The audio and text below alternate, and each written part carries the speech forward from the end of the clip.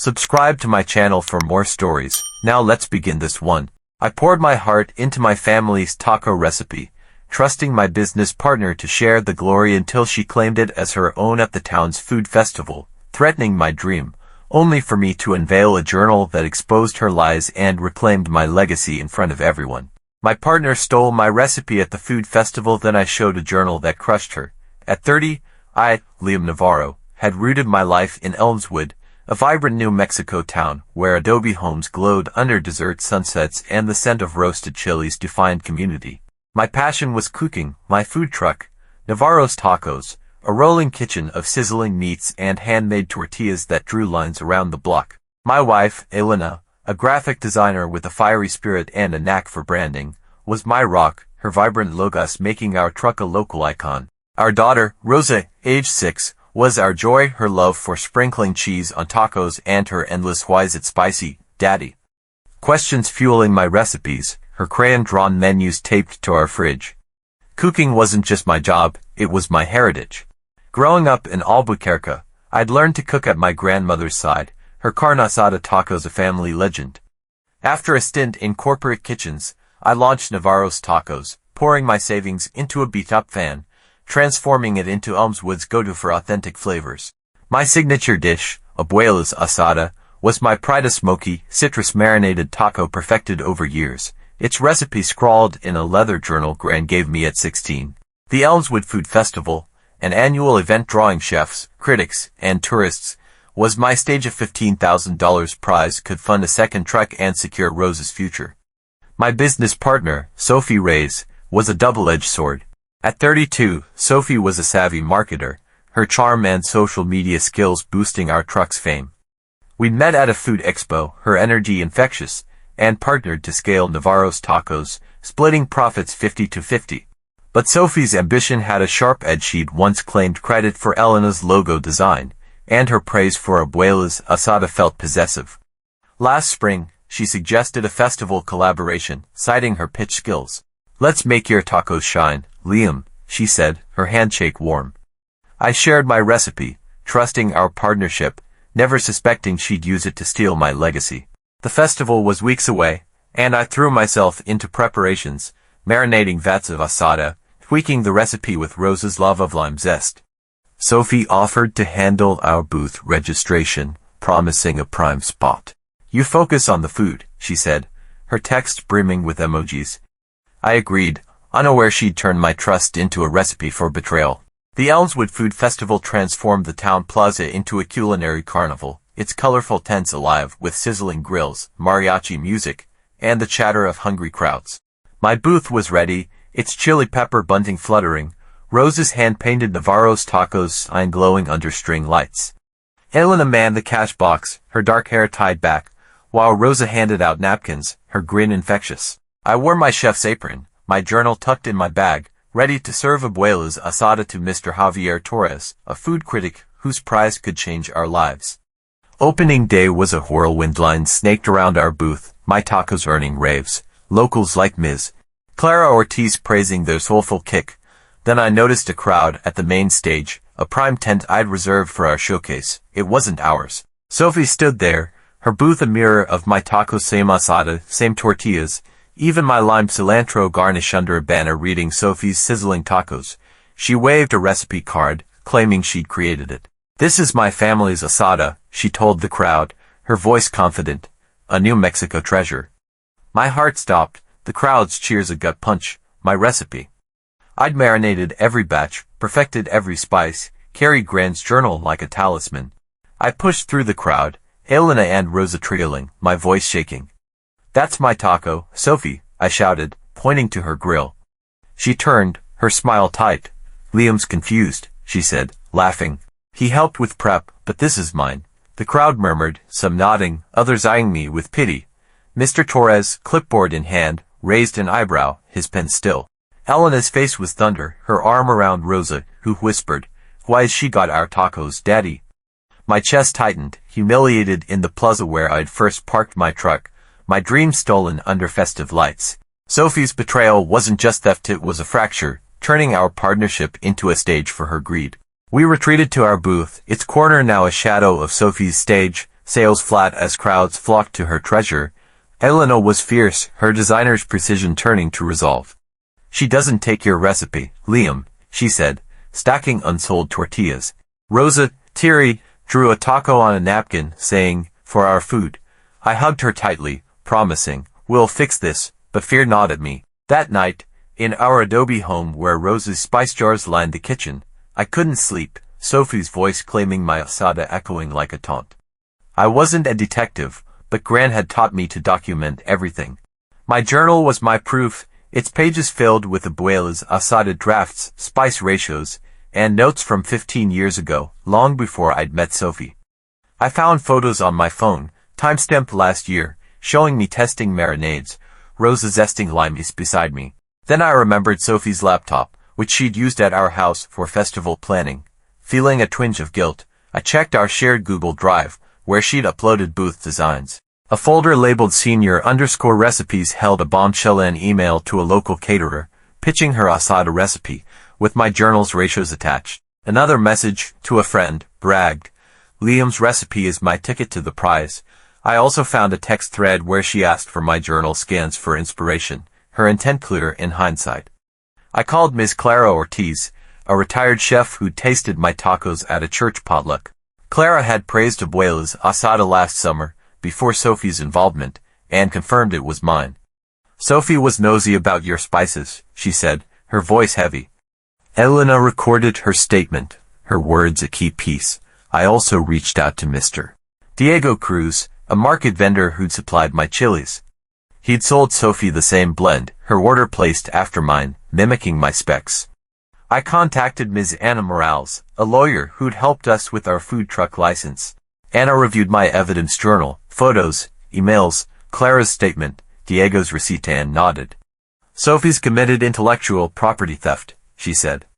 "You can sue, but exposing her at the festival will hit harder. Her ego thrives on praise." I agreed. I wanted Sophie to face the crowd she'd deceived, the chefs who trusted her, the town that loved my tacos. Over for days, Elena and I worked late, our kitchen a war room of evidence, Rosa asleep upstairs, dreaming of the chilies she loved. My journal was the heart of the case, its worn pages, Gran's handwriting on the first leaf, a clear timeline of Abuela's asada. I scanned every page, printed Sophie's emails, her caterer pitch, and her incriminating texts, all notarized by Anna. Elena found a deleted Instagram post where Sophie claimed creating a new taco, dated after I'd shared my recipe. A comment from a mutual friend, Maria Lopez, read, "Sounds like Liam's." Maria agreed to record a statement. Sophie knew it was Liam's recipe. Clara's testimony grew stronger. She recalled Sophie asking about my marinades at a potluck, hinting she'd outcook me. Another vendor, Mr. Ben Torres, had overheard Sophie at the market, saying she'd borrow Liam's tacos for the festival. Ben's recorded statement was clear. Sophie planned to take credit. Anna helped us create a presentation, weaving journal scans, emails, and testimonies into a damning timeline. It slides a fortress of truth. Rosa, sensing our fight, brought a quiet strength. One night, she handed me a clay taco she'd shaped, painted with red sauce. "For the bad lady to see," she said, her eyes fierce. I hugged her, tucking the taco into my bag for luck.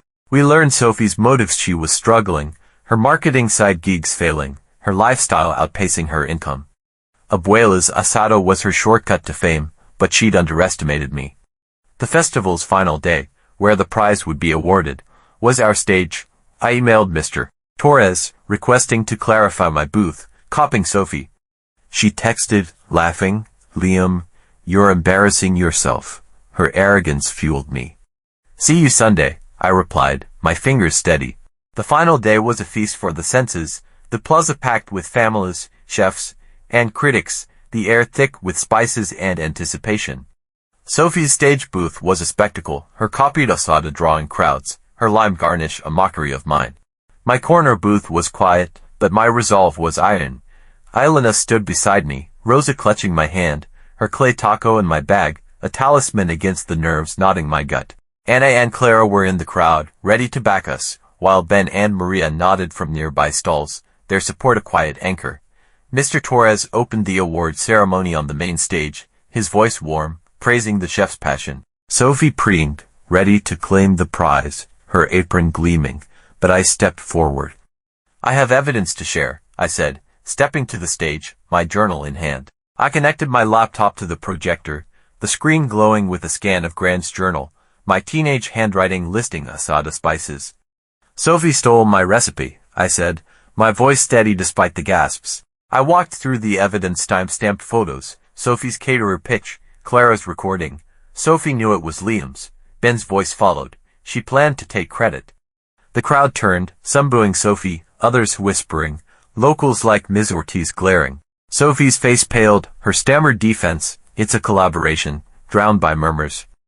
I showed her Instagram post, Maria's comment, and my journal's drafts. Anna presented the notarized documents, her voice firm. "Liam's claim is verified, Mr.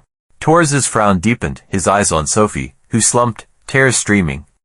He awarded me the prize, his handshake a validation. "We honor authenticity," he said, offering a contract with his magazine. Sophie left the stage, head bowed, her spotlight shattered in the plaza's unforgiving light. Sophie's reputation crumbled swiftly in Elmwood's tight-knit food scene, where trust is as sacred as a family recipe. The vendor circuit, once her playground, turned its back. Restaurants ignored her marketing pitches, and her once vibrant social media accounts went dark, her followers dwindling. Rumors whispered she'd fled to Santa Fe, working retail in a strip mall, her culinary dreams smothered by the weight of her deceit. I didn't gloat, her fall brought me no joy. My joy was Navarro's tacos, thriving brighter than ever. The prize money from the festival funded a second food truck, its vibrant mural of chilies and limeys turning heads. Abuela's asada, our signature dish, became a festival legend, its smoky aroma drawing lines that stretched across the park. A local restaurant chain reached out, proposing a partnership to bring our flavors to their menus. A dream Gran would have toasted with her secret salsa. Elmwood's embrace helped us rebuild. Elena and I hosted a community cookout at the town square, tables laden with fresh masa and sizzling meats, kids giggling as they rolled lumpy tortillas. Rosa, my 6-year-old, led her friends in spirited salsa dances, her twirls a healing balm for the scars Sophie's betrayal left behind. Clara, a local food truck veteran, organized a chef's co-op, naming me its lead. Mentoring young cooks, sharing Gran's techniques, felt like passing down a torch, a nod to the legacy that fueled me.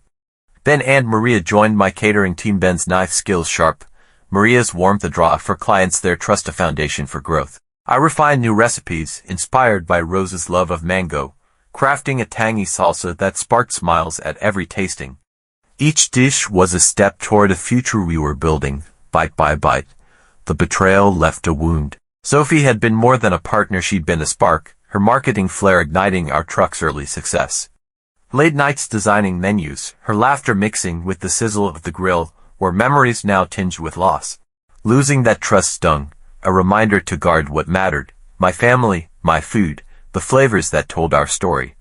Elena, ever attuned to my quiet moments, pulled me aside one night under Elmwood's starry sky, Rosa asleep inside, her stuffed chili toy tucked under her arm. "Your tacos are magic, Liam," Elena said, her voice fierce, her hand warm in mine.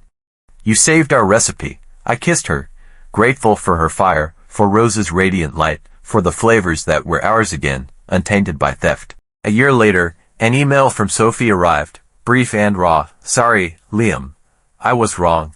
I read it in the cab of my truck, the grill's warmth seeping through the window, Elena beside me. Rosa's latest clay taco lopsided, brightly painted charm resting on my dash. I didn't reply, not yet. The pain was still tender, a bruise that ached when prodded. But I saved the email, filing it away like an old receipt, a reminder that partners can falter, but recipes simmer stronger than lies. Elmwood had shown me that, its community a hearth that warmed us back to life. One evening, as chilies roasted over an open flame, their smoky scent curling through Elmwood's dusk, I stood by my truck, its grill glowing like a beacon. The town buzzed softly, kids played tag, neighbors swapped stories over cold beers. Elena wrapped her arms around me, her warmth grounding, while Rosa skipped ahead, chasing fireflies that danced like tiny embers. "Your tacos are the best, Daddy," she called, her voice bright, her small hands clutching a glowing bug. I smiled, my heart swelling, full of love and resilience. The festival that nearly broke us had forged us stronger, its heat tempering our spirit. My recipe, our legacy, was no longer just a dream but a reality, cooked in truth, not theft. As Rosa giggled, I flipped a tortilla on the grill, the sizzle a promise of more meals to share, more stories to savor.